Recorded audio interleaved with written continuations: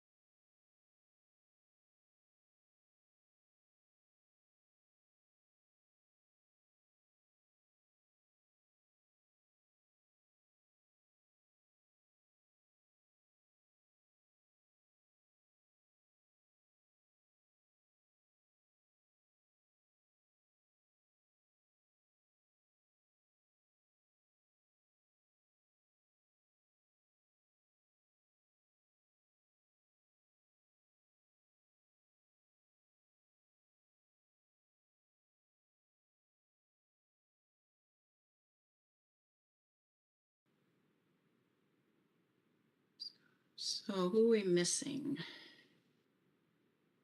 1, 2, 3, 4, 5.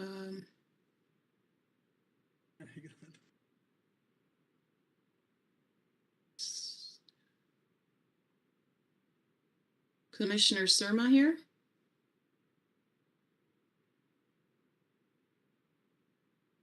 So, Rudolph, Keneally, Sturza. I guess the rest of us are here. Velasquez, is it?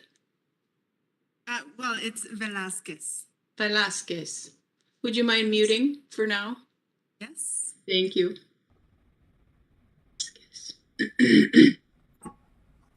Okay, 1 minute.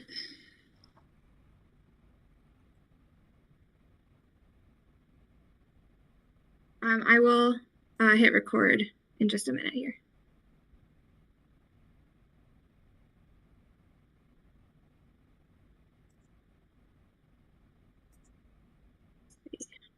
Oh, I don't know if I have the option to record. I can record, Nellie. I'll hit record and as soon as it hits 7 o'clock. Okay, thank you. If I'm going to be doing roll call, can I just make sure that I'm pronouncing all the new commissioners' names correctly? Obviously, we know Keneally. Is it Kruger? Brand? Is that right? Yeah, not a commissioner though. Just I'm sorry. Speaking on behalf of a variance. Oh, thank you. Sorry about that. I can't see everybody. So let's see. There's Commissioner Keneally, Commissioner Rudolph, Commissioner Sturza, Commissioner Hanson. Hi, Gordon. Hello. Chair Quam.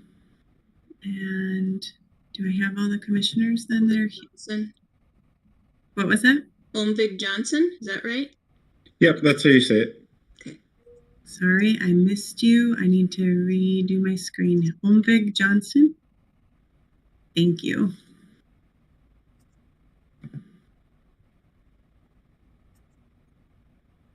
We missing one? No. Only counts. Okay, tell me when we're recording.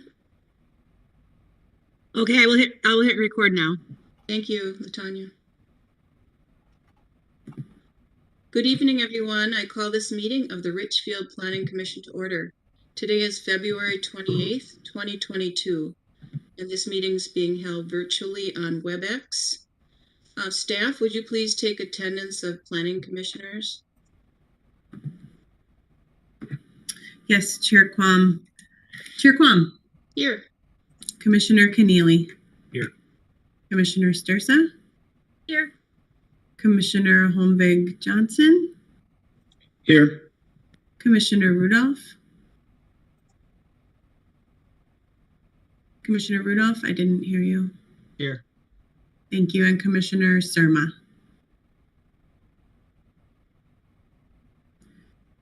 Commissioner Surma, can you hear us?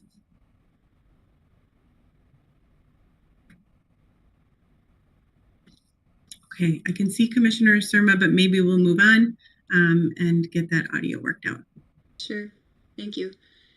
So next we have new commissioner introductions. We have 3 new planning commissioners here tonight with our new year. Would each of you please introduce yourselves? You can either just say your name or you can briefly say something about why you came to the Planning Commission. Go ahead, Commissioner Hanson. Well, I'm Gordon Hanson, and I'm actually a returning member of the Planning Commission. I served on the Planning Commission for 9 years from, it actually seems like a long time ago now, 2001 to 2010.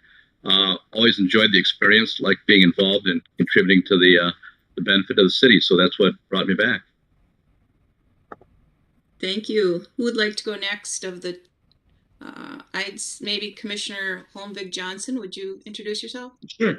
I'm Eddie Holmvig Johnson. I have lived in the South Minneapolis area my whole life and now live in Richfield, and I really enjoy living here and want to contribute to the community. I'm a special education teacher in Richfield at Seven Hills School. Well, thank you. Thank you all. And Commissioner Surma, can you hear us yet? Okay, we'll come back to Commissioner Surma, but we're really happy to have you. We're having a little transition on the commission, and it's nice to have a full commission again. So welcome. Feel free to ask questions about process, even during the meeting, that's fine, or in between meetings. Just raise your hand and the chair will call on you. Next, we have approval of the minutes of the January 24th, 2022 regular Planning Commission meeting. Is there a motion and a second to approve? So moved. Second. Okay, and for staff, do you need them to say who they are? Yes, that would be appreciated. Okay, so go ahead. Could you say who you are when you move in second? Commissioner Sturza, I move. Thanks. Holmvig Johnson, I second. Thank you. Any discussion about the minutes of January 24th meeting? All right, so while we're virtual, we're doing roll call. So staff, would you take roll call? Yes, thank you, Chair Quam. Aye. Commissioner Hanson. Aye. Commissioner Holmvig Johnson. Aye. Commissioner Keneally. Aye. Commissioner Rudolph. Aye. Commissioner Sturza. Aye. Commissioner Surma. Aye. Thank you. All right. So the motion. Can you hear me now? Yeah, Commissioner Surma, did you want to say who you were? Yeah. Welcome. I apologize. Yeah, I was having some technical problems where I could hear everybody, but I could not unmute myself. So, Did you want to Yeah. just briefly say your name or what brought you to the Planning Commission? yes. Hello, everybody. I'm Ben Serba, brand new member to the Planning Commission. Recent resident of Richfield within the last year. I'm a planner by day, and I was drawn to the Planning Commission because this is my passion, and I want to see what I can do to help Richfield advance. Thank you, belatedly. Yeah, welcome. All right, so that brings us to open forum. We have this every month. It's a chance for the public to call in live during our meeting or when we are back at City Hall. You can come in person and share for up to 3 minutes on anything that's not on the Planning Commission's agenda that you think might be of interest to us. So you also can write or call ahead a voicemail. Do we have any of those, staff? Oh, first of all, I'll say the phone number, sorry, 612-861-0651 to call in live tonight, and that's the same number for the public hearings. Staff, did we have any calls or letters ahead of time or emails for open forum? Yes, Chair Quam, we did have one email, and I can read that. Thank you. So this is from Ann and Doug Sewich at 6324 Aldrich Avenue. So they say, ironically, there's a lot of discussion around parking and city parking requirements during January's planning meeting, which is the very issue we have with the proposed brew pub. We live at 6324 Aldrich Avenue. We border the Henley Lakeside developments. Since they opened, we've regularly had their guests parking on the 6300 block of Aldrich because they say there's no guest parking available at Henley/Lakeside. This creates additional congestion on an already tight Aldrich cul-de-sac. We've had complaints from workers who can't navigate or park their trucks. The snowplows can't clear the street. So where would these brew pub patrons park? How many spaces would the pub be required to provide? What about parking for the adjacent amphitheater? This project sounds like it has the potential to make an already bad parking situation much worse. Thank you for sharing our brew pub parking concerns with the Planning Commission. Thanks, Nellie. Any others? That was it. Okay, that's a rare thing to have something at open forum. Do we have anyone holding on the line, staff? Chair Kwan, we do not currently have any callers. Okay, we'll just wait about 15 seconds. 612-861-0651. And this is just for open forum, not for the public hearings yet.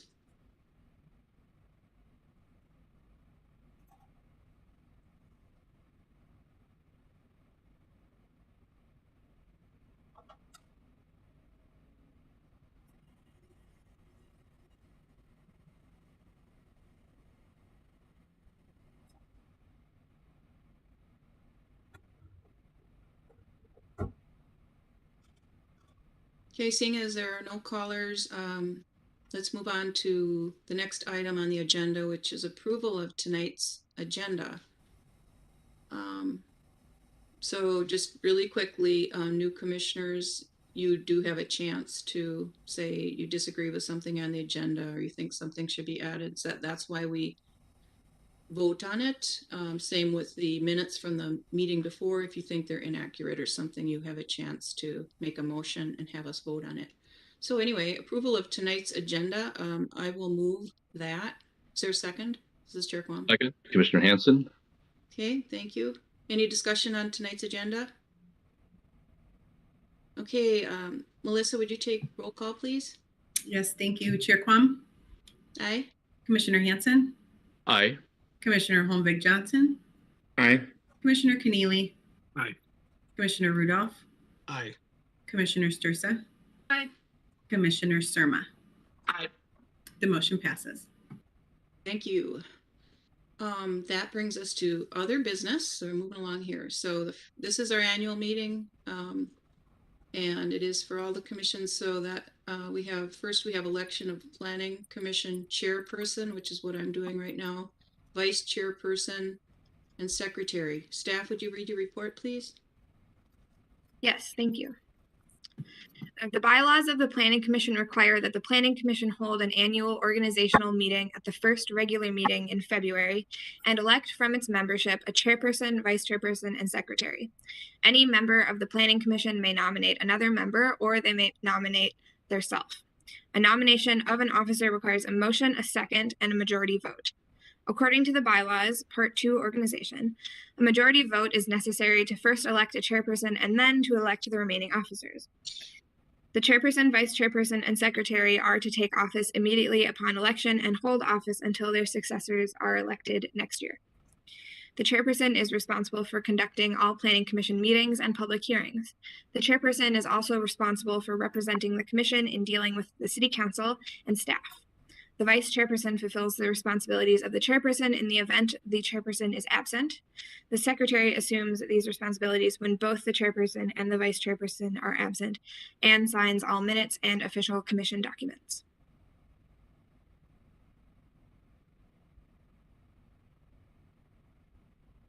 So at the end of the report. Yep, that's the end. All right, thanks. So first is election of a chairperson for our commission. We can have more than one nomination. You can nominate yourself. And since we're voting on it, I was thinking maybe we could first discuss, see who wants to be nominated, and then someone could make a motion. And if you don't want that person, you could just vote no and make a motion for the person you want. Does that make sense to commissioners? Yes, Commissioner Quam, are you willing to do it another year? Well, That's perfect timing, Commissioner Holmvig Johnson. I've decided to pass on the baton. I don't want to dominate the role, and I think it's a really good learning experience. So I'm I've decided not to do it again. And I nominate Commissioner Rudolph for the role of chair. He's been on here as long as me, 4 or 5 years. He's been committed, and he's our current secretary and acting vice chair. I think he'd do a good job. But like I said, please don't feel pressure. You can nominate a second person on any of these. So, any other discussion before I make a motion? Commissioners? Anyone else interested?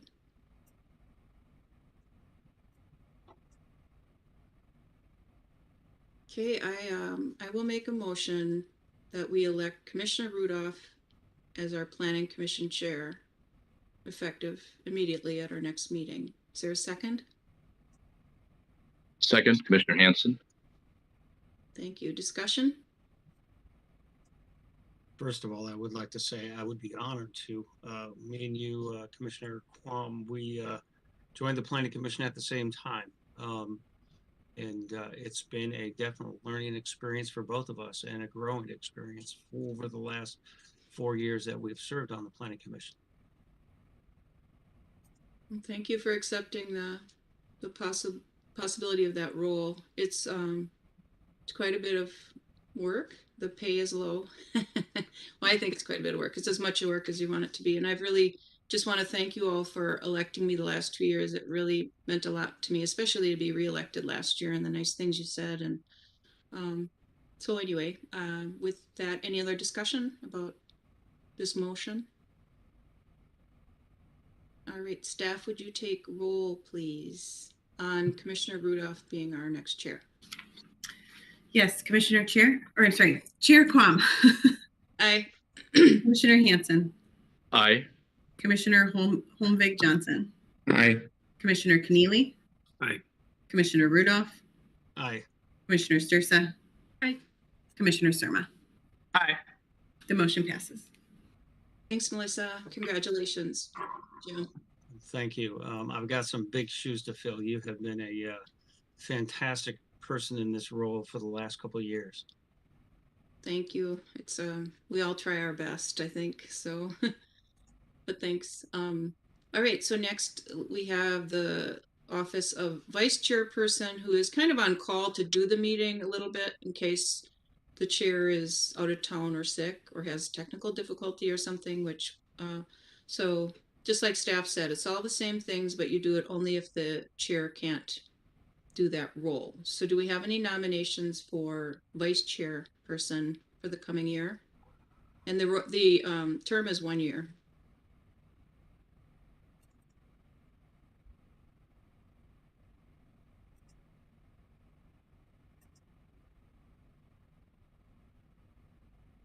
Anybody interested in nominating themselves?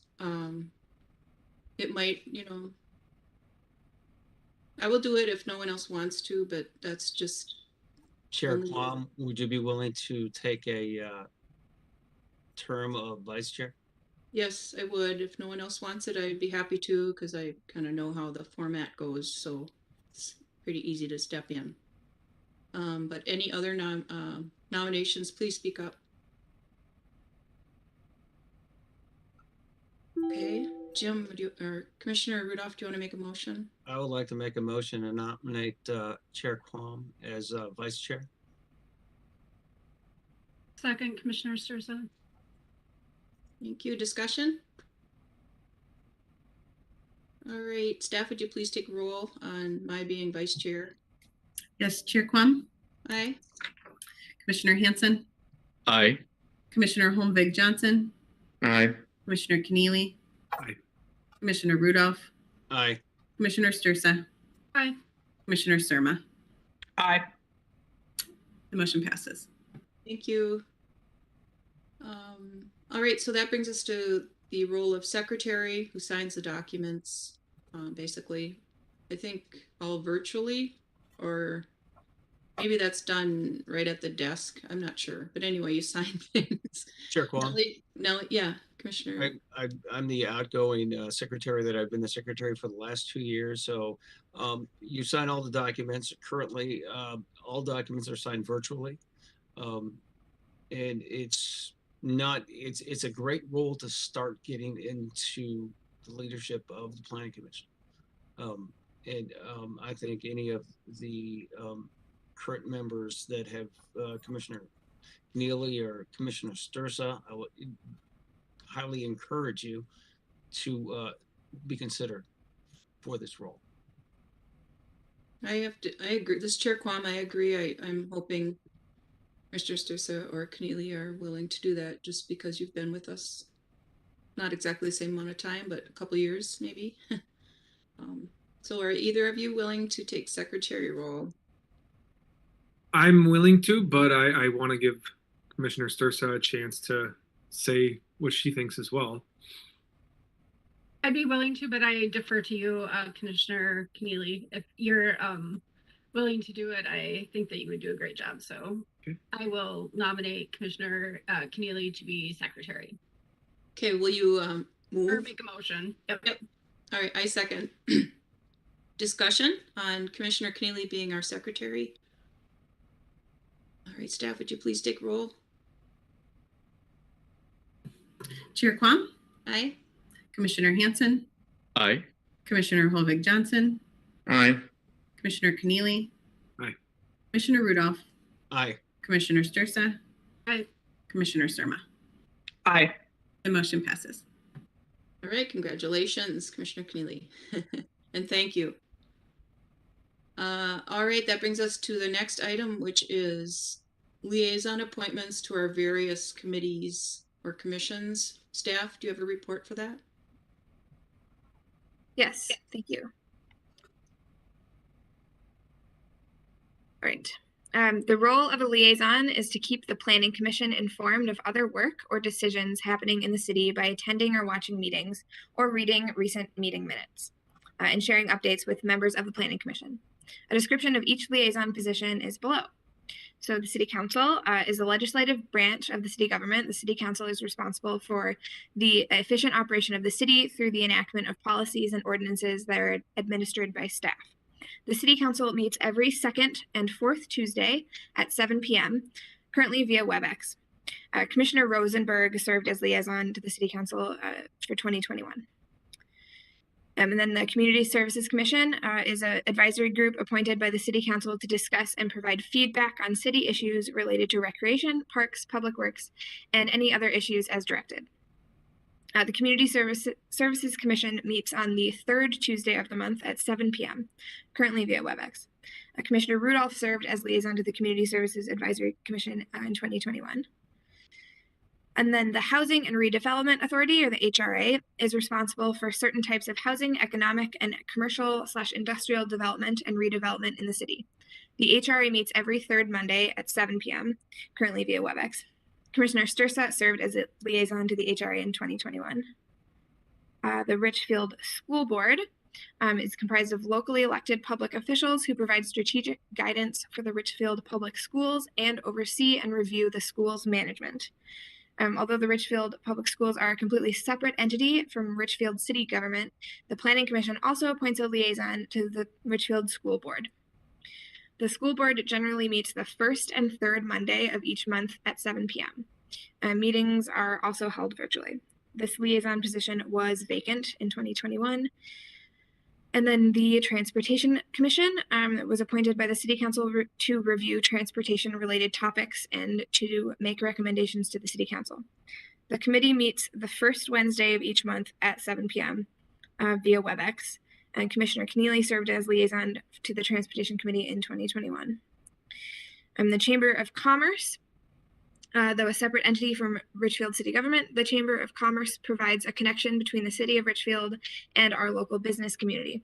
The Chamber's goal is to connect businesses for a prosperous community. The liaison position was vacant in 2021. And lastly, the Sustainability Commission, which works to support the education, promotion, and implementation of environmentally sustainable measures and practices in the city of Richfield. The board also makes recommendations to the City Council regarding sustainability-related initiatives and policies. Commissioner Pinn served as liaison to HRA in 2021. And that is it for staff report. Thank you, Nellie. So you heard the various ones. Are there any questions from the new commissioners about what you're required? If you're not required to do a liaison position, but if you do one, you're basically reporting to us if you think there's something we'd be interested in, either by watching the meeting, reading the minutes, all the things Nellie just said. Are there any questions about it? Okay, and even though the recommendation was to do this by motion, I think the other years I've been here, we just did it informally and the bylaws don't specify. So if it's okay with commissioners that we just, volunteer for committee liaison roles informally, then I'd rather do it that way. It's less cumbersome. Is that okay? All right. Thanks for the nod, Melissa. All right. So there are several. The first one on the list is City Council. I'd be interested in doing that, but I'm willing to hear if someone else is. Susan Rosenberg had been doing it for some years and just was waiting for my chance to be able to do that. So I'd love to do that liaison role. And if someone else wants it, we'll do a vote. May I make a motion to nominate Chair Quam? Thank you. I'll accept, and I think since no one else is speaking up, I think we can just say I'm going to do that. We'll skip the motion and seconding and voting if that's okay. All right. Thank you for the vote. Okay, the next one. So I'll do the City Council. The next one is Community Services Advisory Commission. Volunteer. Chair Quam, were you a liaison as chair last year? No. Okay. I was the year before though when I was chair. So it's up to you. I would like to be able to get seated into my role for a little bit. I know it's a lot more additional responsibilities, but is a great one to follow. Yeah. Community Services Advisory Commission. Commissioner Rudolph had been doing it, but he's going to be chair, so it is an interesting one. You don't need any experience.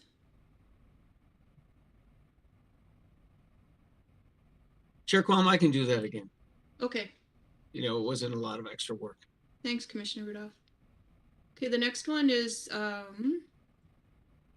Housing and Redevelopment, or HRA. Chair Quam, I'd be happy to do that again this year. Wonderful. All right, Commissioner Sturcell will do HRA again. The next one is currently vacant school board. Is anyone interested in doing that?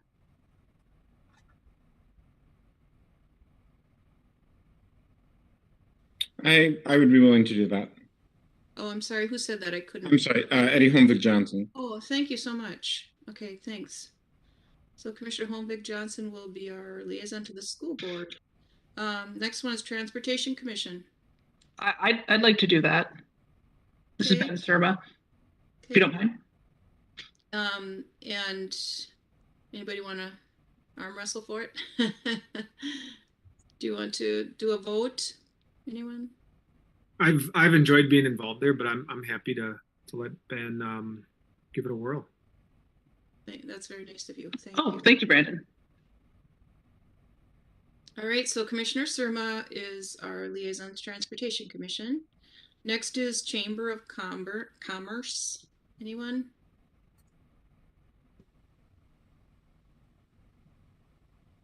There aren't many of us left to take one, I don't think. All right, and lastly is the Sustainability Commission. Commissioner Pinn did that.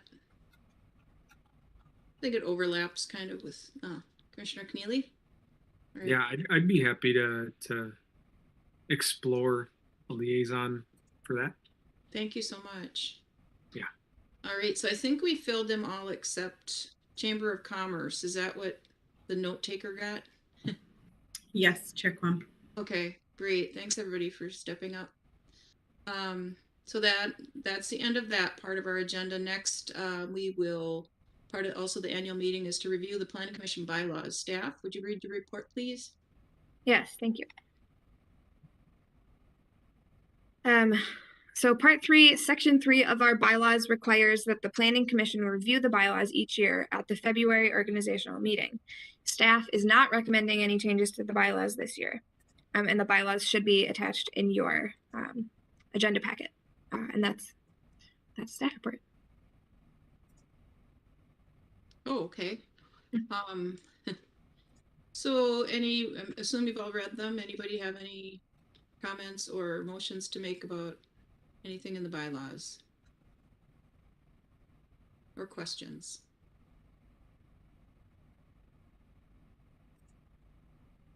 Okay, if not, then no action is necessary by us. Next is, brings us to the public hearings part of the meeting. I'm going to repeat the phone number a couple times so you can call in if you hear something or if you have anything you want to share. Right now you can call in 612-861-0651 and an operator will give you instructions. They're pretty easy. So please feel encouraged to call in. We'd love to hear from you. The first public hearing is a public hearing to consider a request for a conditional use permit allowing a Class 3 restaurant at 466th Street East, also known as Richfield Shops. Staff, would you please read your report? Yes, thank you, Chair Quam. La Michoacana Tasty, the applicant, is proposing to open a Class 3 restaurant, which is a fast food / convenience restaurant, in the multi-tenant shopping center known as Richfield Shops. Fast food / convenience restaurants are those where customers order and are served their food at a counter to be taken to a table or a counter to be consumed. The applicant is not proposing a drive-through facility. Class 3 restaurants are a conditionally permitted use in the general business C2 district. The applicant is proposing to occupy 2,816 square feet of the property. This space was previously occupied by Payless Shoes. The entire shopping center would continue to meet parking requirements when accounting for the proposed use as calculated by the zoning code, as further described in the policy section of this report.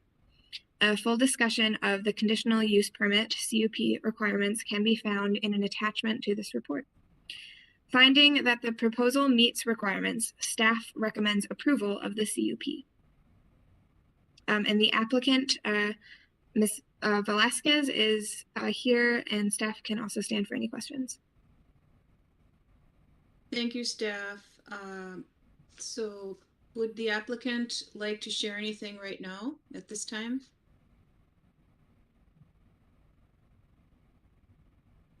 That was a really nice introduction. Well, just want to talk about a little bit what we've been doing for maybe the last 11 years ago. Many of you may know Andale, located down the street in Nicollet Avenue and 77th Street. Jorge is one of the owners from Andale, and he is actually such a great man, and he's given me the opportunity to open La Michoacana Tasty. And just so maybe it's not as much as important as I think, but I want to share with you that I was an immigrant back ago, and so now I'm a DACA student.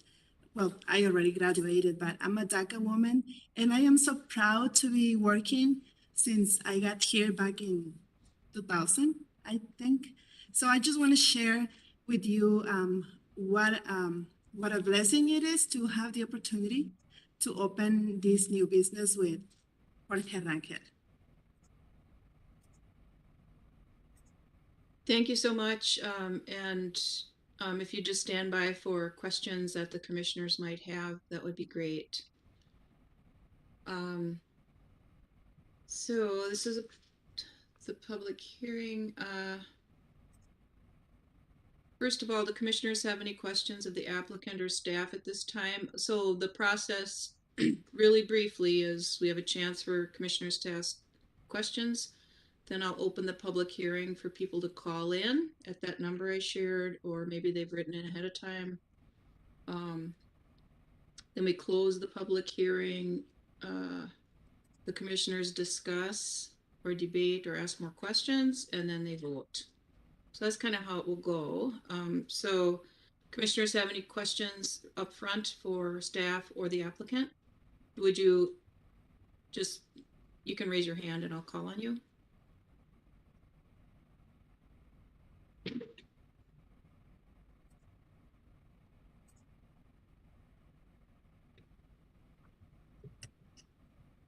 Okay.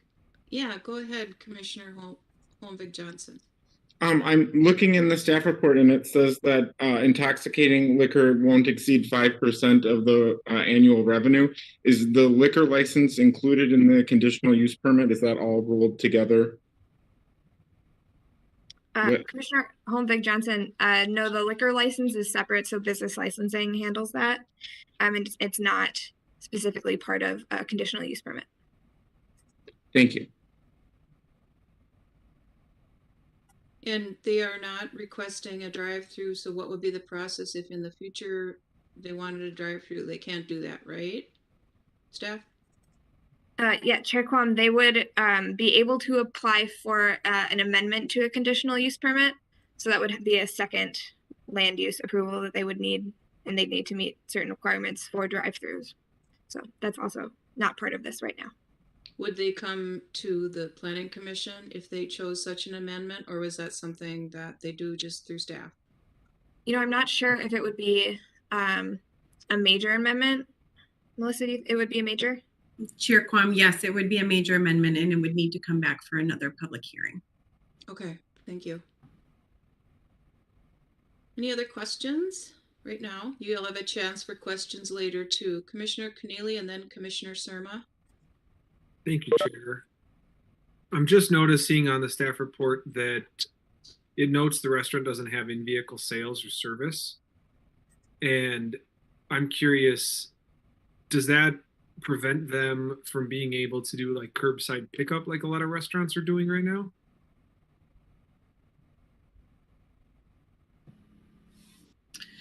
Commissioner Keneally, that's a good question. I don't think our ordinance really contemplated the type of service that's happening now in reaction to the pandemic. In general, what that was speaking to were kind of those old-fashioned, they're kind of kitschy now, where someone on roller skates might deliver your food while you're parked in a parking lot. So I do not think that is the way, that is not the way we have read this ordinance, that it would prohibit curbside pickup. Thank you for clarifying. Great question. Commissioner Surma? Thank you. Yeah, since I'm new to the commission, I just want to hear it from the folks in the know of, what the criteria are for this, something like this to come to the commission for approval. I had a little bit of discussion with Ryan and Nellie the other day just to clarify these terms, but I just think it'd be helpful if we explain why this matter is before us today. Commissioner Surma, yes. So this conditional use permit application is here because I want to get the wording right. So a class 3 restaurant is a conditionally allowed use in this district. So they would need a conditional use permit in order to operate. So some uses are permitted outright and some uses require a conditional use permit. So that's why they're here requesting a conditional use permit. Melissa, did you want to add anything else? I hope I covered that. Sure. I was not part of the earlier discussion, so I'm not entirely sure where Commissioner Surma is going, but in general, conditional use permits are used when there is a use that the community has decided it is something that they would like to allow in an area, but there are additional considerations to take into account when you're allowing that type of use. So generally there's a list of conditions. It is conditionally permitted, and if you meet those conditions of the code, the use is permitted. That type of use is required by statute to have a public hearing at the Planning Commission or at the City Council, depending on how your city sets that up. So that is why there is a public hearing for this. It is a conditionally permitted use in our code. Therefore, it requires a public hearing.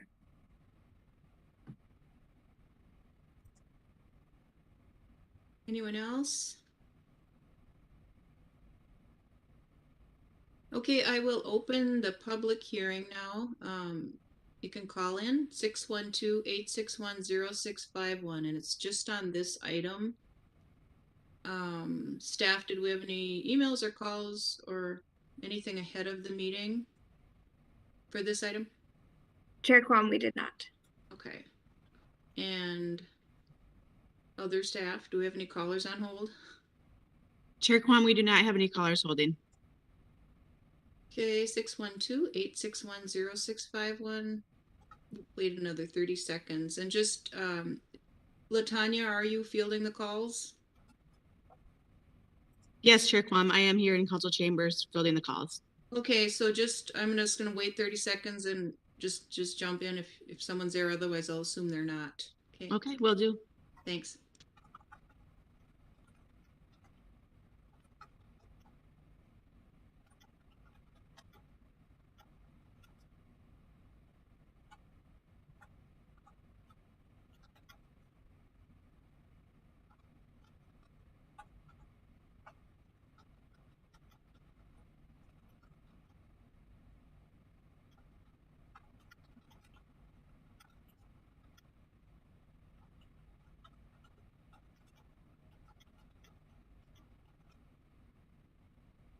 Would one of the commissioners like to make a motion to close the public hearing?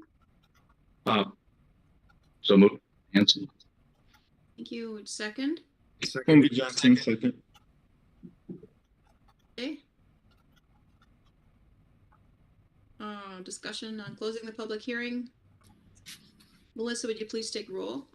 Yes, thank you, Chair Quam. Okay. Commissioner Hanson? Aye. Commissioner Holmvig Johnson? Aye. Commissioner Keneally? Aye. Commissioner Rudolph? Aye. Commissioner Stursa? Commissioner Surma? Aye. The motion passes. Thank you.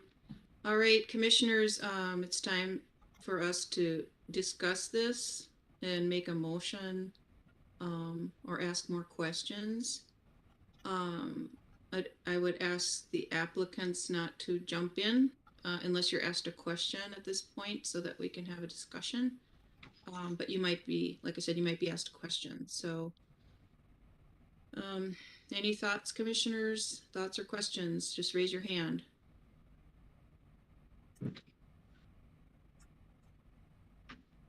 Commissioner Stursa?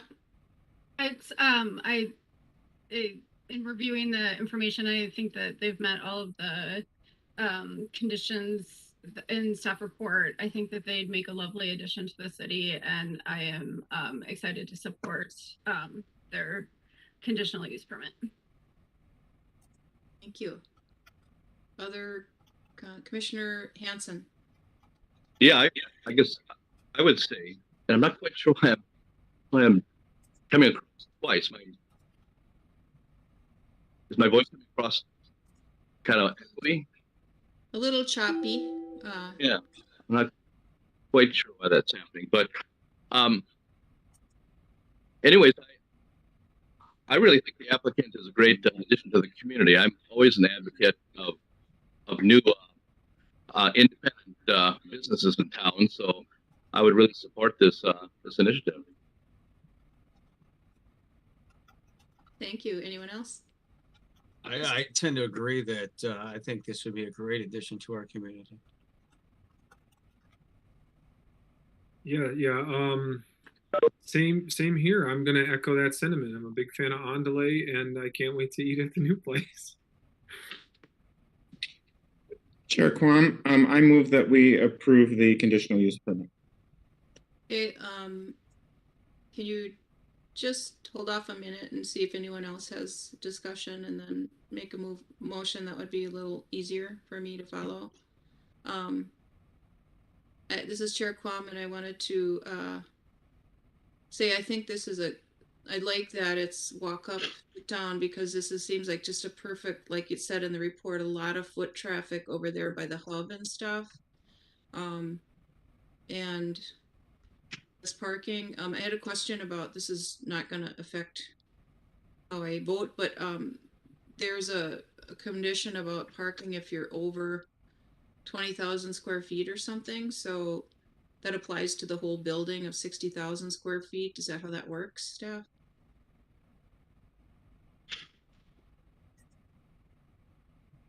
Chair Quam, I am not sure.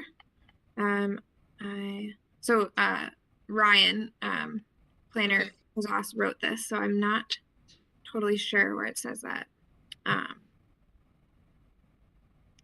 Chair Quam, that condition refers to when you calculate parking separately for restaurants versus when it's just included as part of the overall shopping center calculation. Can you maybe that would be your question again?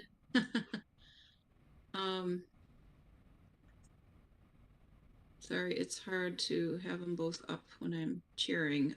Just a sec.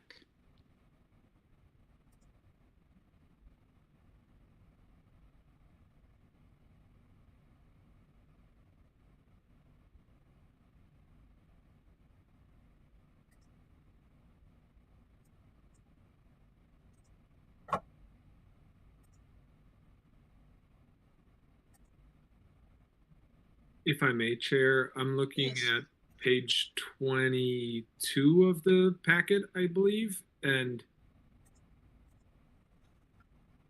it reads, well, this isn't going to answer your question. I'm gonna sit back. Never mind. I think, but thanks. That is the right page. Thanks, Commissioner Keneally. So under the bullet, typically additional parking, required parking is to be provided with a change from a retail use to restaurant. Unless the criteria is met, the shopping center floor area is over 20,000 square feet. So I was just wondering how that works when this is just a part of it. This is 2,000 square feet out of 60. And did you already, is that what you, could you say it again, Melissa, if that's what you already said? Sure, Chair Quam. What it's saying there is that if a restaurant component is a large portion of a small shopping center, we're going to calculate that parking for the restaurant separately. If it is part of a larger shopping center where there's a larger parking field in general, more opportunity to share, that's one of the criteria by which we would say that we do not need to calculate them separately when the shopping center is over 20,000 square feet. I see. That's clear. Thanks so much. Any other discussion or questions before we have a motion? Okay, Commissioner Holmvig Johnson, did you make the motion or did you start to? Do you want to make it again? Yes, I move that the conditional use permit be approved. Is there a second? Second, Commissioner Surma. Thank you. All right, any discussion? All right, staff, would you please take a roll? Yes, Chair Quam. Aye. Commissioner Hanson. Aye. Commissioner Holmvig Johnson. Aye. Commissioner Keneally. Aye. Commissioner Rudolph. Aye. Commissioner Sturza. Aye. Commissioner Surma. Aye. The motion passes. All right, congratulations. Good luck on your new endeavor. Thank you. Thank you. Bye-bye. Should we leave the meeting? That would probably be best. Thank you. All right. Thank you so much. Good night. Bye-bye. All right, so that brings us to our second public hearing which is to consider a variance request for more impervious surface coverage than allowed by the zoning code at 6500 Logan Avenue South. Staff, would you read your report, please? Yes, thank you, Chair Quam. The property at 6500 Logan Avenue South is zoned R, single-family residential. The homeowner would like to install a backyard swimming pool, which is permitted as an accessory residential use. In the R district, the maximum impervious surface allowed is 45% of the lot.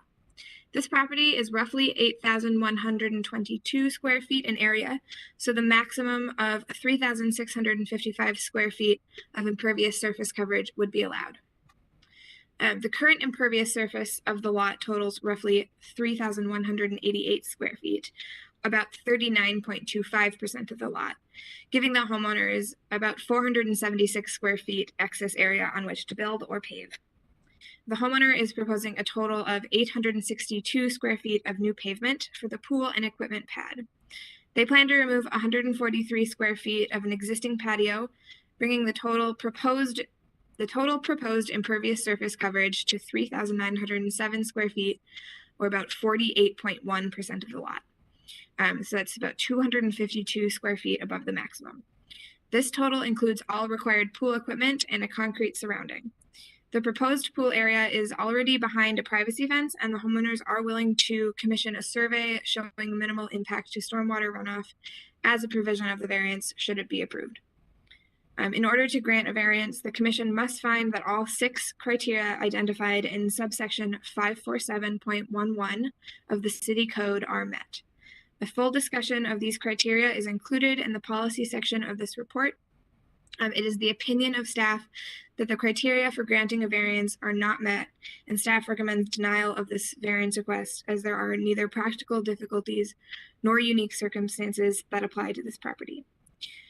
Staff is here for any questions, and the applicant, Brent Kruger, is also here and can answer any questions that you might have. Thanks. Before we start, would the applicant like to say something right now? Mr. Kruger? Yes, thank you. I'd love to. Hi, I'm Brant Kruger, 6500 Logan Avenue South, and proud 18-year resident of Richfield. I'll try to keep my comments as concise as possible. I do have a couple of visuals that I'd love to share, so if you do have the ability to bring me up full screen on your devices, you have a little time between now and then to do so. First and foremost, I want to say how much I truly do. I want to get it on the record how much I truly appreciate staff and all of their help. Nellie and especially Ryan, who's had the patience of a saint with me and all of my questions. This is not something that I've ever done before, so their help has really, truly been appreciated. This isn't a project that we entered into lightly. We've been working with city staff for months now. We were honestly a little surprised to hear that staff were recommending against approving the variance. As part of this process, I actually submitted a data request for the variance applications for the last 5 years. And of those, the only 2 that were denied were cases where the current owners created the problem that they were trying to get a variance for in flagrant violation of code. The vast majority of the granted variances have to do with property owners dealing with the hands that were dealt to them by previous owners and property developers. Things like because the house was built too close to the setback, the code doesn't allow for putting an air conditioning unit on that side of the house where it makes the most sense to put it. So not punishing homeowners for the choices made by the property developers. In addition to that, city staff and this body have shown a willingness to look at the bigger picture of a situation, most recently with the Lund's Penn Avenue project, where a variance was granted in regards to the impervious surface restrictions by treating the 2 adjacent properties as one, and then looking at the overall impervious surfaces. You've looked at the bigger picture and not just the letter of the law. So those are the 2 things that I'm asking you to do here. Take into account the unusual circumstances of the property and to take a look at the bigger picture. On the unusual circumstances side, I have to respectfully disagree with staff's assessment that, quote, the house on the property is slightly larger than other homes in the area, end quote. By all accounts, it was built as a show home by the developer, and the house footprint, not the square footage of living space and not counting the driveway or the sidewalk, but just the footprint of the house is over 2,100 square feet. Now, it's my understanding that the average square footage of Richfield houses is 1,400 to 1,800 square feet total living space. So I have to respectfully disagree with the assessment that this is only slightly larger than other homes in the area. This is a very unusually large footprint for a house in Richfield. So there are definitely unusual circumstances to the lot, which were not of our own making. Now, the plan that we've proposed only puts us over the hardcover restriction by 3%. And staff's response to the majority of the rest of the variance criteria is totally understandable. Why not just make it smaller? So to be clear, we started with what's considered to be a stock size for a pool, and then we chopped a little bit off here and a little bit off there to make it compliant with all of the other code requirements regarding setback and things like that. And that's how we arrived at the 18 by 27 plan that we've proposed, which again is only 3% over the hardcover limit.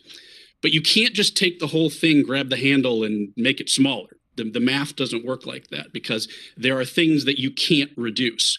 The equipment pad can't be made any smaller, and the side skirting has to be a minimum of 3 feet on 3 sides and 5 feet on the 4th side. So making just that 3% adjustment, which sounds small, actually results in a 40% decrease in the size of the pool. And so what you get is actually more like a diving well or a really, really large hot tub. There are literally larger pools available on Amazon. So it's not something that you can do any laps in or have a nice gradual slope down to the deep end. So that's why it's not really just practical to just make it smaller. Now, one more thing, and then I'm happy to take any questions that you might have. Our original plan actually had built-in mitigation strategies to account for the overage of impervious hardcover because we wanted to make sure that we were in harmony with the spirit of the code. Staff acknowledges that there would be no negative visual impact to the project. So we wanted to make sure that there was no negative impact on the stormwater runoff and that there are actually things that you can do to offset addition of impervious hardcover. City engineering asked us to remove those mitigation strategies. They didn't think the overage would cause any major issues. They didn't want us using those strategies where this property is located. And so this is where I'm asking you to look at the whole picture. Because of the large amount of green space still on the overall lot, it's incredibly unlikely that this small overage will have any major impact on the stormwater runoff. If you do factor in the boulevard, the impervious surface after the project would actually be closer to 39% of the overall lot. Nonetheless, though, just in case, engineering recommended that we get a civil survey done, and that's something we're happy to do. We're happy to make that a provision of granting the variance, that we do produce a survey to city engineering satisfaction that our small overage on impervious hardcover won't have a significant impact on the property's rainwater runoff. So with respect, we do believe that there are unusual circumstances to the property that were not of our making. If we were designing the property from scratch, we would have reduced the footprint of the house in order to make room for the pool. This is our retirement plan. Some people want a cabin on a lake. Others want a boat. Others want the condo down south. So if it were up to us, we would have literally made the house smaller in order to make that dream a reality. But that's not something that we can do now. We've tried very hard to design the project so that it's in harmony with the purpose and intent of the code. And we're happy to make producing a survey showing minimal impact to stormwater runoff a provision of this variance. Given the enormous boulevard surrounding the corner lot, there's plenty of green space for stormwater runoff, and we're confident that that impact will be minimal. So we sincerely hope that you'll take all of that into account, the unusual circumstances of the project, the bigger picture of the lot in general, and approve this variance provisionally based on the outcome of the survey. So thank you so much for your time, and I'm happy to answer any questions that you could have. Well, So at this time, commissioners, if you have questions before, and then we will open the public hearing. Commissioner Hanson? I have a question actually for staff. It was noted in the document that there are swimming pools of this size elsewhere in the neighborhood. And then as Mr. Kruger mentioned, is the footprint of the house is larger than the normal Richfield house. So that puts us at that 3% over the impervious kind of standard that we have.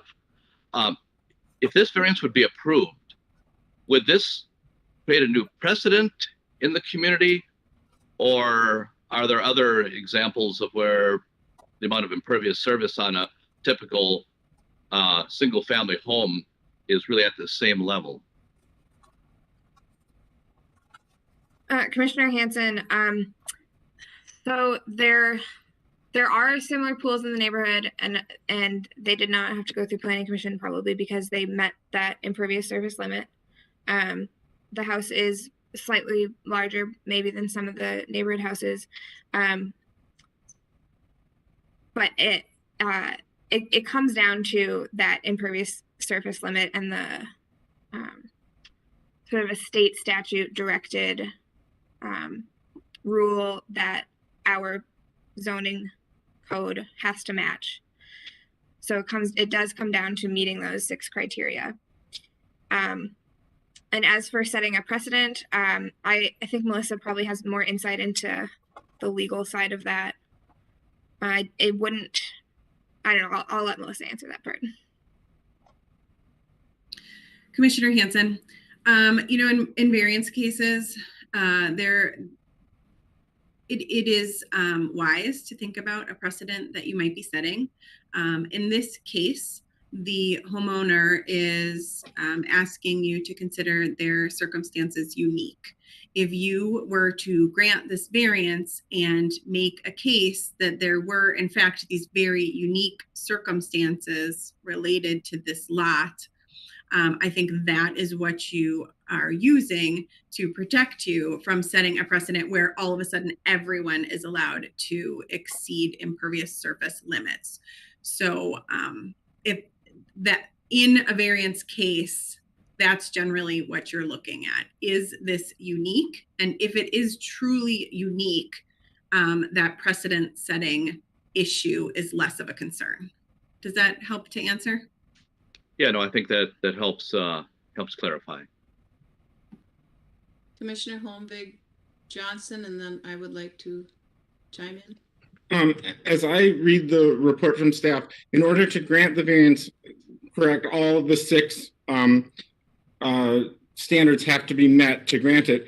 And the one is the hardship one. And I think from what I understand, staff says that there is no hardship because the homeowner can still use the house as a single family home, which is what it was built for, and can still make a smaller pool. So we would have to say, in order to approve it, we would have to say that there is indeed a hardship, correct?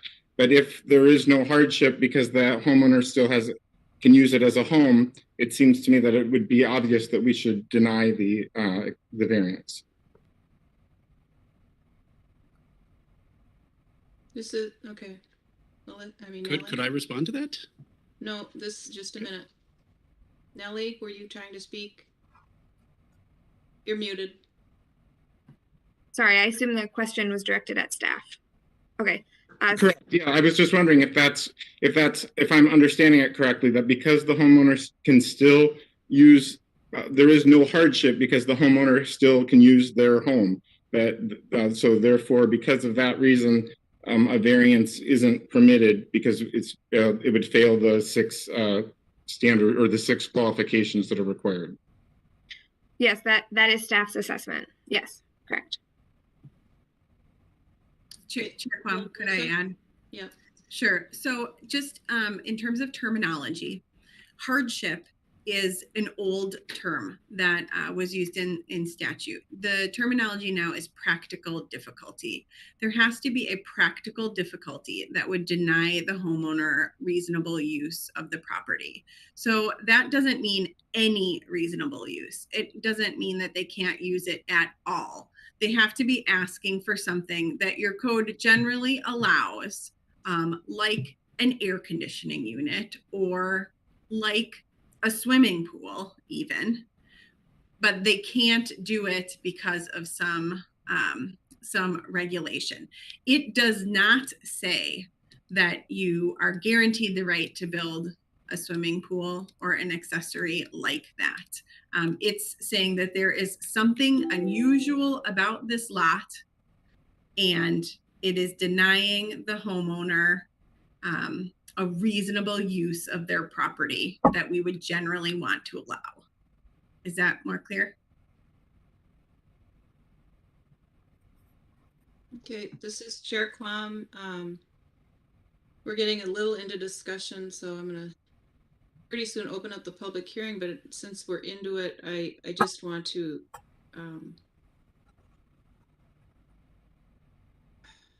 what's the word, reiterate that these variances are hard, that staff generally tries to bring people to yes. These variances, we've run into this before and they're really tough, and it doesn't matter how much we like the idea or the person or they have to meet those 5 or 6 criteria depending on how you break it out.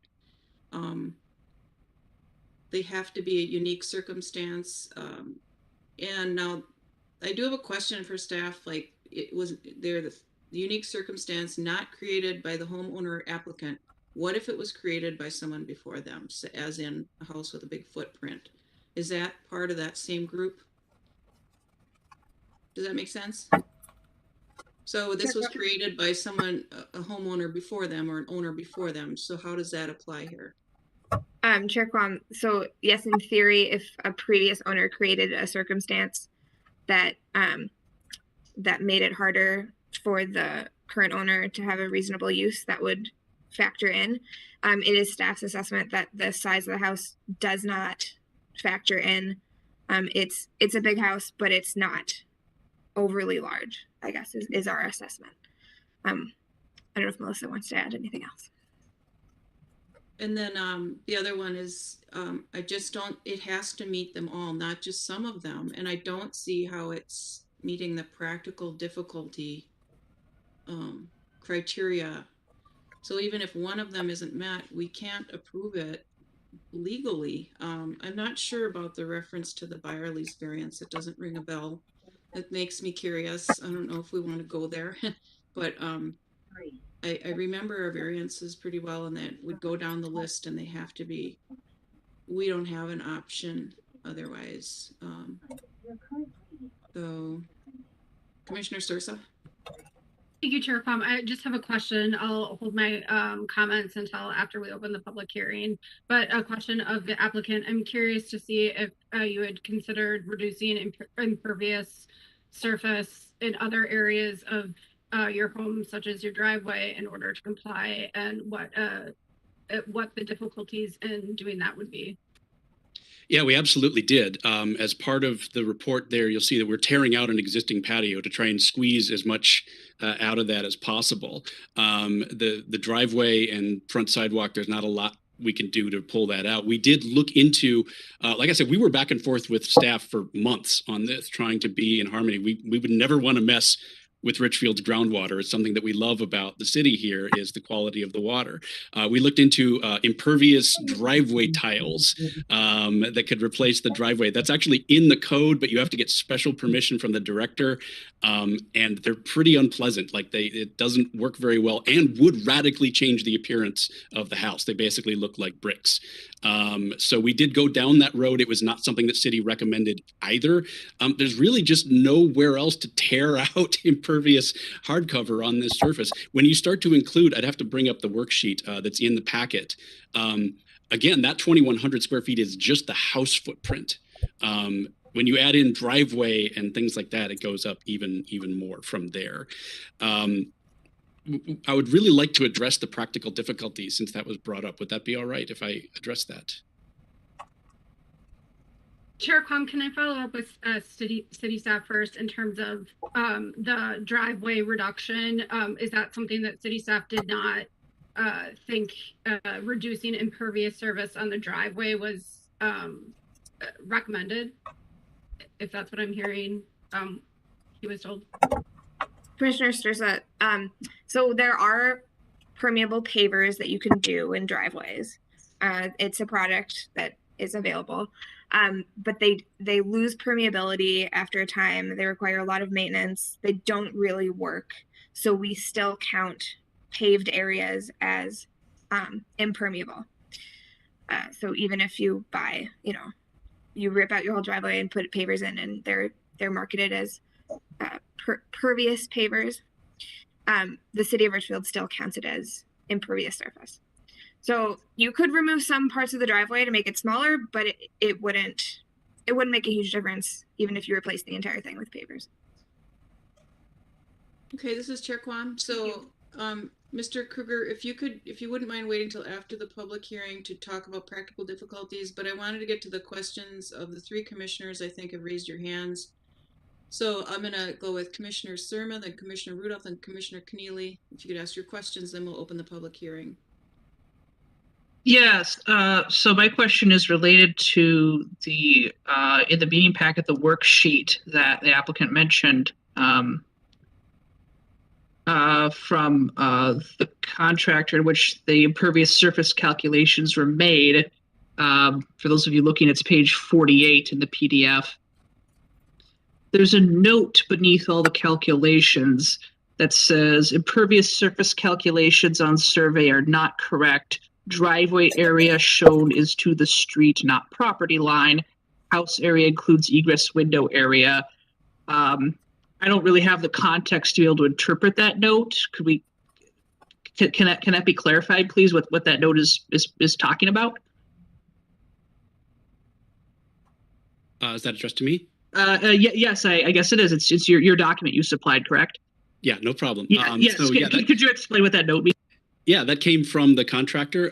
Basically, in looking at the site survey, on the left-hand side of that, which I believe that's also in the packet, the site survey. At least it was part of the materials that we had to submit. It listed out the impervious surfaces, and that calculation was incorrect, and it included like the egress windows, which apparently aren't supposed to count towards that, and the driveway going all the way down to the street. So that was including about 15 extra feet. So it looked even worse in the original, if you use those original numbers. And so that was them saying that just bringing down that total amount of impervious hardcover to a more manageable number. Okay, I see. Commissioner Rudolph? So my question is, if the driveway was, so this is for city staff, in the impervious calculation, do we go to 12 feet of the street line where it's the midpoint where we're using that calculation, or are we going all the way to the street? And then 2 is, what do we do on commercial applicants that we've seen recently going where we go all the way to the whole footprint of, I think what I remember correctly, of the site? Commissioner Rudolph, the first part of your question, it is not all the way to the street. The impervious surface calculation is just within the property lines. So whatever part of the driveway is outside of the property line is not calculated as part of the total impervious surfaces. I can't talk to commercial impervious surface. I would assume it would just always be within the property boundaries. But Melissa can add. Commissioner Rudolph, I believe you're referring to a provision of the code that allows us to look at boulevard space in certain circumstances. That is allowed under planned unit developments. In general, it's considered to allow sidewalks and things that extend into the boulevard that contribute to active uses to contribute to the project's requirements related to that. So there are certain provisions in the PUD section of the code that allow you to extend your calculation area out to the end of the boulevard. There isn't anything like that in the R district, which is where this property is located. Now, if there was somehow a miscalculation on utilizing the driveway through that street, I would assume that would then bring it, if that would be correct, back into compliance where they wouldn't need a variance. Commissioner Rudolph, the numbers that you see as part of the application are the numbers within the property lines. So whatever part between the property line and the street that is paved is not included in that calculation. Okay. Well, I'm just trying to understand, that the, where there was a note on the calculations are not correct. If maybe there was a mistake made, we're all human. Yeah, in the original survey, there was maybe a mistake made. In the materials that you have as part of the packet, it's the actual calculations within the property lines.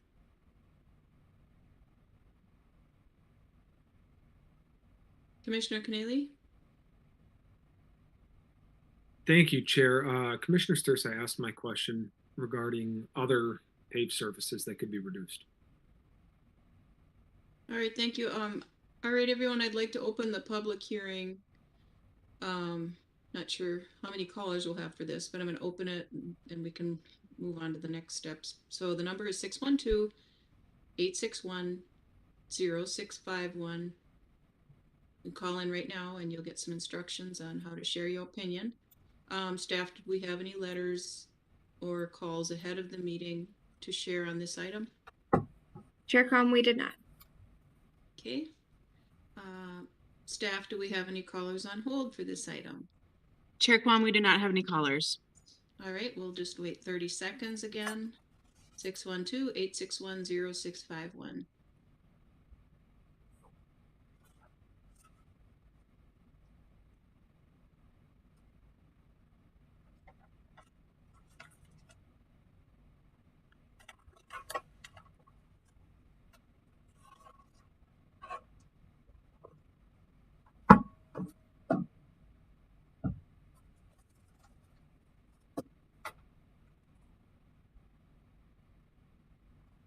Okay, I'm going to move that we close the public hearing. Is there a second? Second, Commissioner Hanson. Sorry, that was Chair Kwan. Thanks. Public hearing is closed. So before the commissioners go into their discussion, okay, Melissa? Chair Kwan, would you like me to take roll? Yes, please. Would you take roll in closing the public hearing? Chair Kwan. Aye. Commissioner Hanson. Aye. Commissioner Holmvik Johnson. Aye. Commissioner Keneally. Aye. Commissioner Rudolph. Aye. Commissioner Sturza. Commissioner Surma. Aye. Thank you. The motion passes. Thank you. So now the public hearing is closed. Mr. Kruger, if you wanted to share whatever you want, and then we'll have the commissioners discuss, feel free. Go ahead.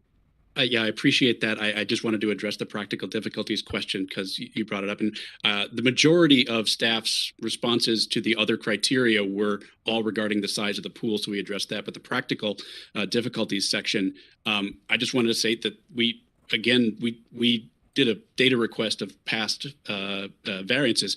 The language that we used for that section was basically word for word from other past variances, basically saying that the code was preventing us from doing something reasonable, and those are the practical circumstances, the practical difficulties behind it. So that language is word for word out of other past variances.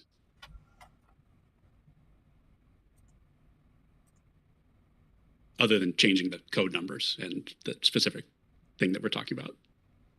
Would you mind repeating the last part of that? The code is preventing you, what? How did you interpret that? Yeah, so under the practical difficulties section, if you look at our application, the language that we used in that talks about the code preventing us from doing the thing that we want. So kind of if X, then Y. That language is taken almost word for word out of other past applications for variances, just changing out the actual numerical references to code and what the code is preventing us from doing. Okay, did you want to share anything else before we? No, I just wanted to make sure that we addressed that concern of yours. Absolutely. No, I'm just, all right, thank you. So now, commissioners, time for discussion and further questions of either staff or the applicant. Commissioner Hanson? One thing that's been kind of hanging in my thoughts is that I know the applicant has talked about that he'd be willing to do a civil engineering study to, I guess, show no adverse impacts. But of course, we don't have information tonight of what a study like that would show. So it seems like we're making a decision without a major piece of information. I just wonder, would it make sense to table the agenda item tonight with the idea of asking the applicant to do the study, and then with that information in hand, make a decision going forward.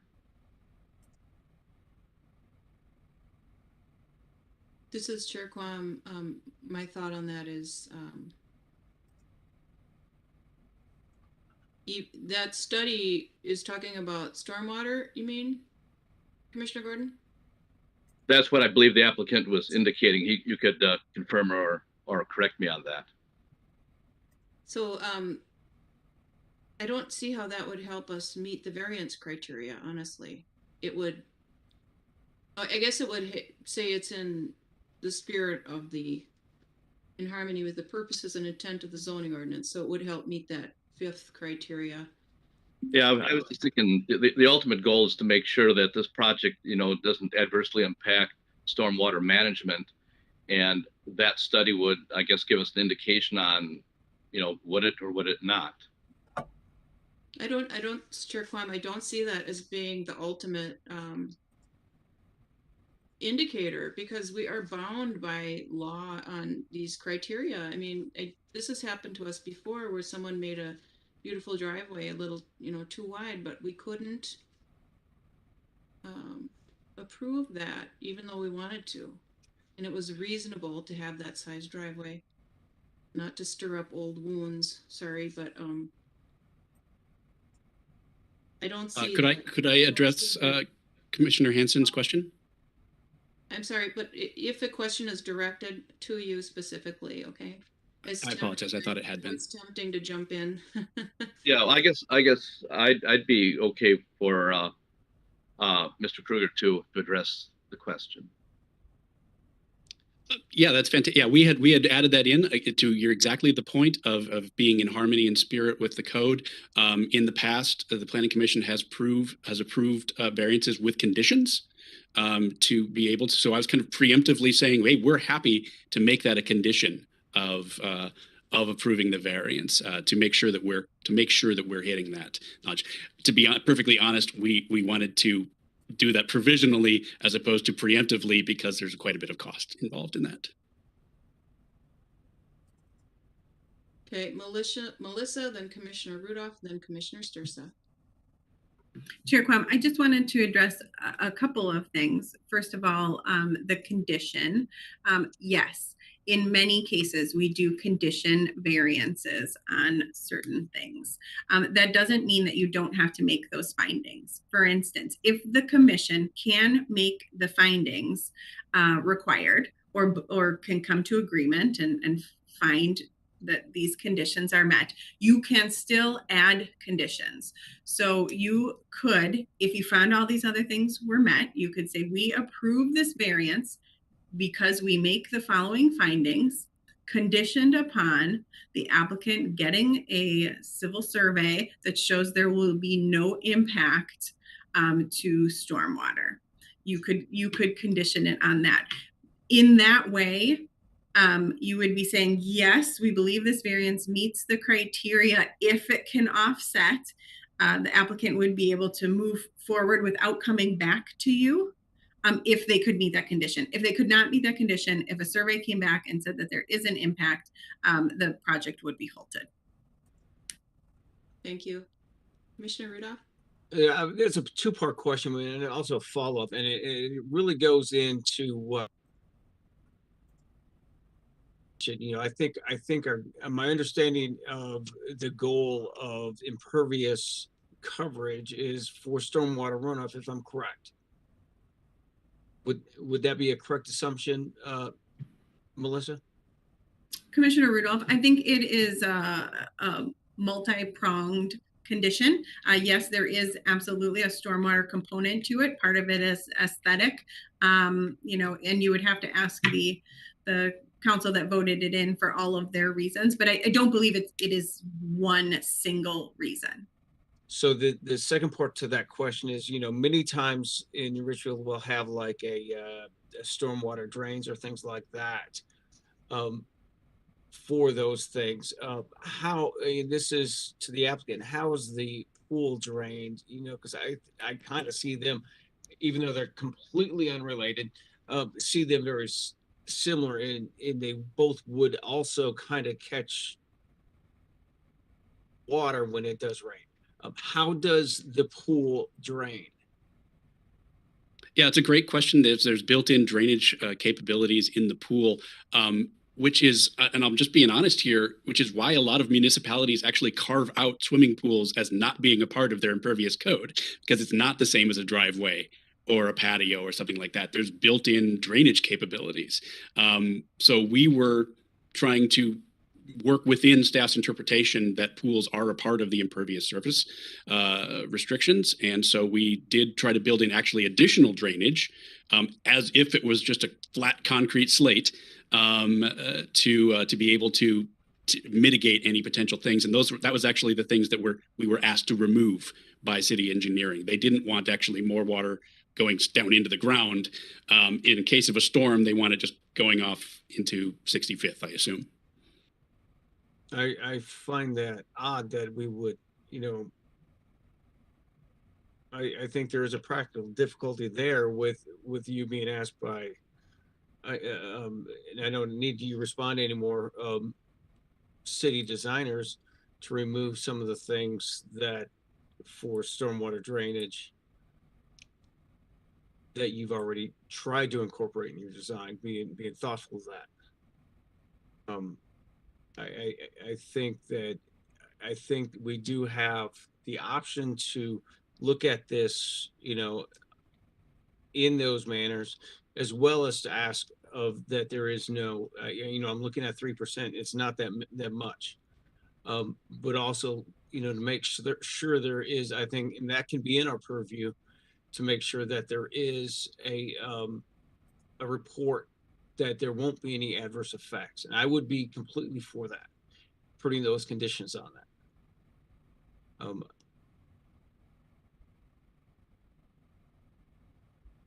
Commissioner Stursa? Thank you, Chair Quam. I'm looking at the variance requirements listed in the staff report, and I just do not understand how this application could, that there are unusual or unique circumstances that do not apply to other properties. I cannot in good conscience say that this proposal meets that requirement. And having not met that requirement, all other conversation is mute to me. Like we could talk about other, surveys or other mitigating factors or but if we don't meet the standard of unusual or unique circumstances, it doesn't matter. And so, I love pools. I totally respect your desire to have one. And at the same time, we have variance requirements that say that there has to be something unique or unusual. And I just don't see that this meets that at all. And so therefore, I don't think any other evidence, I don't think that trying to mitigate it in other ways is reasonable, because we can't grant in my mind, we shouldn't grant the variance. Thank you. Commissioners?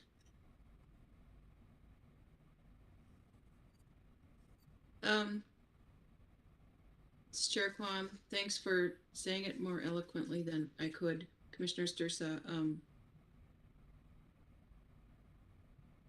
I think, a variance is our toughest thing to be flexible on. We can't really be flexible. It's how we're interpreting it quasi legally.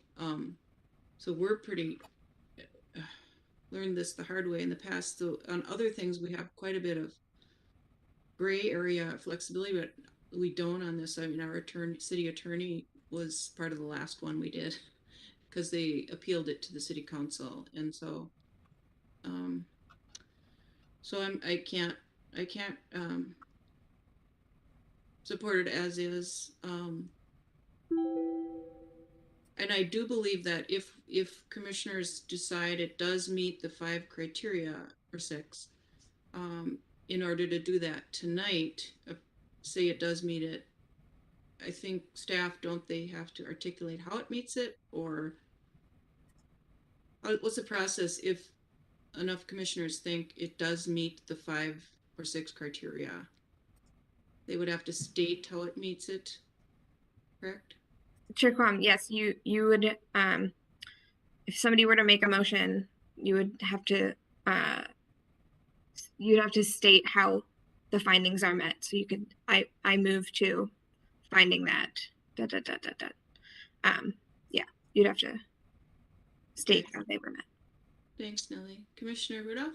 I find that actually, as a question of city staff, I find that inconsistent with how we've done business before, whether it's on developments or even PUDs where we have to answer these questions. We've never really had to answer them in that kind of manner on any other development or any that includes variances within them. It's a troubling question that we would need to do it here.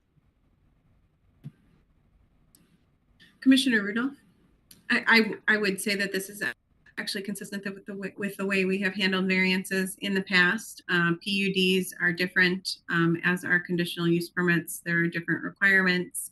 But generally, if you are finding that you would like to make a motion that is different from what staff has presented to you, we will ask you to make findings so that we can present those to the city council if they are considered next, or incorporate them into the written resolution. So we do ask you whether it's totally formal or it's a little more casual, saying, I do believe there are unique circumstances because of this, and for that reason, I am moving to recommend approval. You could do that. It doesn't have to be super formal. You do have to state your reasons so that staff can articulate those in a resolution.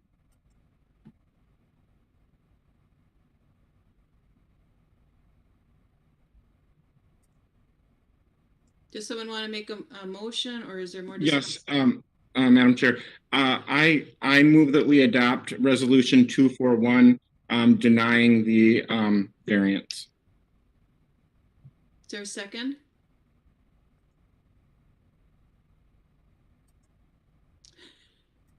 Commissioner Stursa, so second. Thank you. Okay, more discussion on that motion?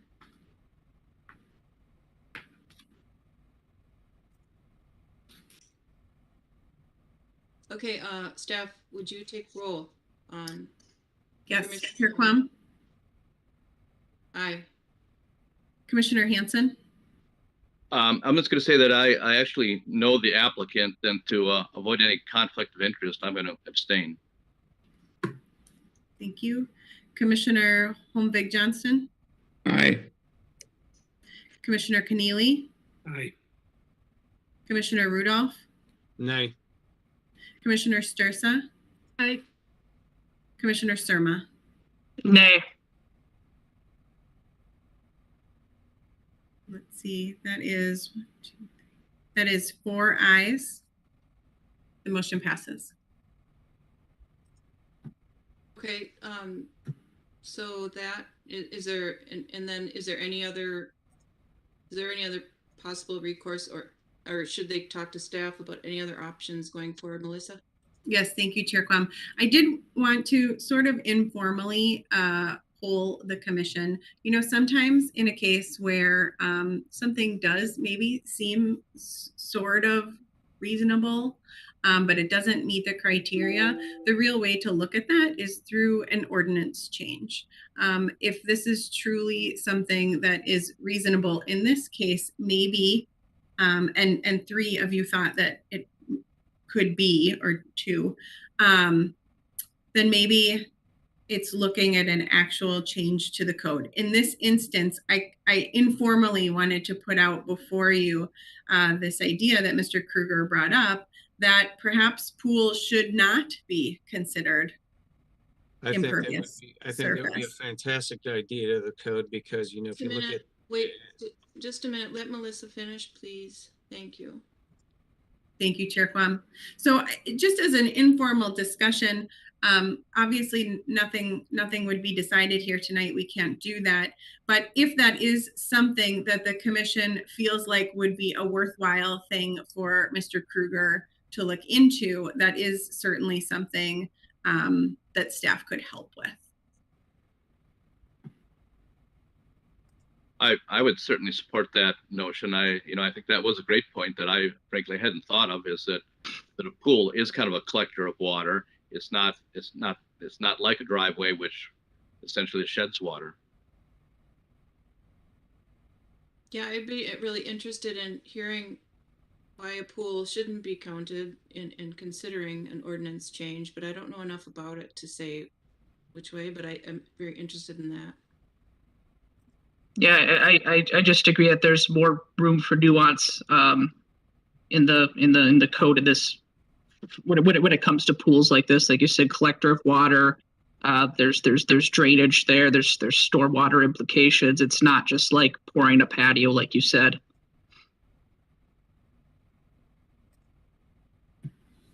Thank you. So I'll just let Mr. Kruger know that he can get in touch with Ryan or Nellie, and it would be a little bit longer of a process than I'm sure you would prefer, but it might be an option. Does that sound like a good plan, considering the vote? Mr. Kruger, I hope you pursue it. Thank you. Okay, thank you for coming and all you shared.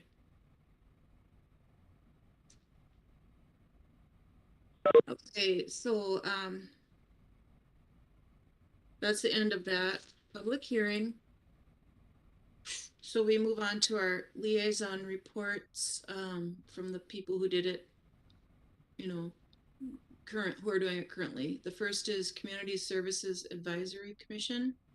Do you have a report? Commissioner Rudolph? No report. Okay, thank you. City Council person is no longer here. HRA, do you have a report? No report. Thank you. Transportation Commission report? No report. And that's the only people that are here in attendance that have a liaison role. So that's the end of our liaison reports. City planners reports, please. Yes, Chair Quam. There's nothing to report other than a few work sessions that are planned on March 8th with the City Council and the HRA, on April 25th, just Planning Commission only, and then on April 26th with this joint with the City Council. And those are all planned for, I believe, 6 p.m. Yeah, otherwise there's nothing else to report. Commissioner Sturza? I was just curious if there was any update to the brewery application. I know that we just if there was an update, or if we anticipate that it will come before the commission or anything in that space. Commissioner Sturza, the last update we've had from the applicant is that they are still working with the neighbors, and that they again hope to have an application for the March meeting. Thank you. This is Chair Quam. I was wondering, staff, if we could possibly get those 3 meetings emailed to us. Could you do that to the commission, just in one email, so we can kind of keep track of them? Yes, Chair Quam, I'll send that. Oh. Commissioner Rudolph, thank you. Chair Quam, I'd also like to request that we start getting some of those things in a meeting invite. For those of us that keep calendars, that we'll just save it to our calendars.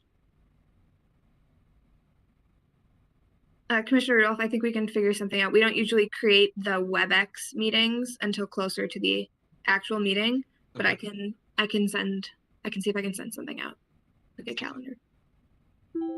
Maybe even a placeholder, and then just update the meeting with the WebEx information at that point. Okay, anything else? Hope we didn't scare off the new commissioners. We're happy to meet all the new ones, for sure. Yeah. It's good to see new faces. Thanks for your participation so early on, too. Commissioner Rudolph? Is there any word on any forecast on when we'll be able to go back on site to City Hall for to resume our meetings? Commissioner Rudolph, there hasn't been a decision on that. The city council did talk briefly about it at their meeting last week. I was not at that meeting, but they have made no decision yet. My understanding is that they are perhaps waiting until positivity rates are under 5%. But I will try to have an update. We will obviously let you know. There needs to be at least 2 weeks notice for posting meetings. So these upcoming meetings, this March 8th meeting, it will be virtual. That is certain. We'll give you plenty of warning. Thank you. All right. I don't know. I don't remember if you said our next rate, but I'll repeat it. Our next regular planning commission meeting is on March 28th, 2022 at 7 p.m. to be determined if it's on WebEx or at City Hall. Thanks to everybody for being here, and the applicants who are gone now. Thanks for your participation. Is there a motion to adjourn? So moved. I'll second. Thank you both. Any discussion on adjourning? All right, staff, would you please take roll? Chair Quam, Aye. Commissioner Hanson, Aye. Commissioner Holmvig Johnson, Aye. Commissioner Keneally, Aye. Commissioner Rudolph, Aye. Commissioner Stursa, Aye. Commissioner Surma. Aye. Meeting is adjourned. Thanks, Melissa. Good night, everybody. Yep. Great. Thanks, everybody. Nice to meet you all. Nice to meet you, Ben You. and Eddie.